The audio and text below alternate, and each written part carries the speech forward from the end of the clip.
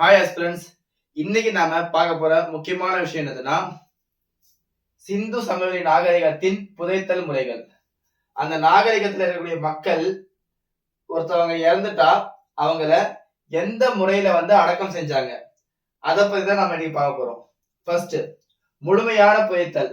அதாவது ஒருத்தவங்க இறந்துட்டாங்கன்னா அவங்கள ஒரு தாலிக்குள்ளேயோ அல்லது ஒரு செவ்வக வடிவில் ஒரு பெட்டிக்குள்ளேயோ வச்சு புதைப்பாங்க. தாலிங்கிறது இந்த மாதிரி இருக்கும், ஒரு பெரிய பானை மாதிரி இருக்கும்.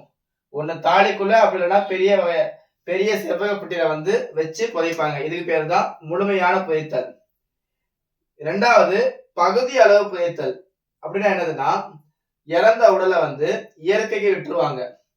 இயற்கையில் இருக்கக்கூடிய அந்த விலங்குகள், பறவைகள் அதெல்லாம் சாப்பிட்டதுக்கு அப்புறம் மிச்சம் மீதி இருக்கக்கூடிய எலும்புகள், அந்த எலும்புகள் எல்லாம் தனியா ஒரு தாலியில போட்டு அதுல அவங்க உபயோகப்படுத்திய அந்த பொருட்கள் எல்லாம் போட்டு அதையும் சேர்த்து புதைச்சிருவாங்க. இதுக்கு பேர் தான் பகுதி அளவு புதைத்தல்.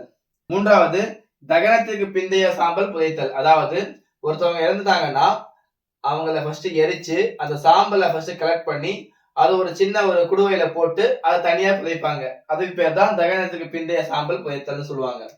இது எந்த நகரத்துல இருந்துச்சுன்னா, மொஹஞ்சதாரோல இருந்த மக்கள் அதிகமான அளவு பின்பற்றினாங்க. என்னத, இந்த இறந்த உடனே எரிச்சு வரக்கூடிய சாம்பலை ஒரு சின்ன ஒரு குடுவையில போட்டு புதைப்பாங்க. நாலாவது, இரட்டை புதைத்தல். அதாவது ரெண்டு பேரா ஒரு தாலியில வச்சு புதைப்பாங்க. இந்த வகையான புதைத்தலுக்கு டபுள் பரியல் சொல்லுவாங்க. அது எங்க கிடைச்சிருக்குன்னா அதிகமா லோத்தல்ல இருக்கு. லோத்தல்ங்கிற அந்த நகரத்துல இந்த டபுள் பரியல், அதாவது இரட்டை புதைத்தல் அதிகமான அளவு கிடைச்சிருக்கு. அதுக்கப்புறம் நடுகர்கள். அதாவது ஒருத்தவங்க இறந்துட்டாங்கன்னா அவங்களுடைய ஞாபகார்த்தமா சில வகையான கற்களை நட்டு அவங்களுடைய அந்த தாலியை புதைப்பாங்க. இது எந்த இடத்துலனா தோலவிரால நடுகர்கள் அதிகமா கிடைச்சிருக்கு.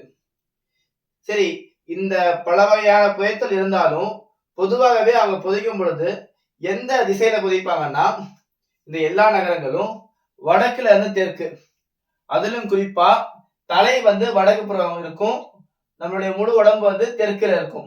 இந்த மாதிரிதான் புதைப்பாங்க.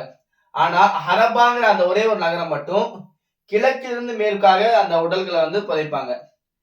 தலை கிழக்கிலையும் முழு உடம்பு மேற்கிலையும் இருக்கும்.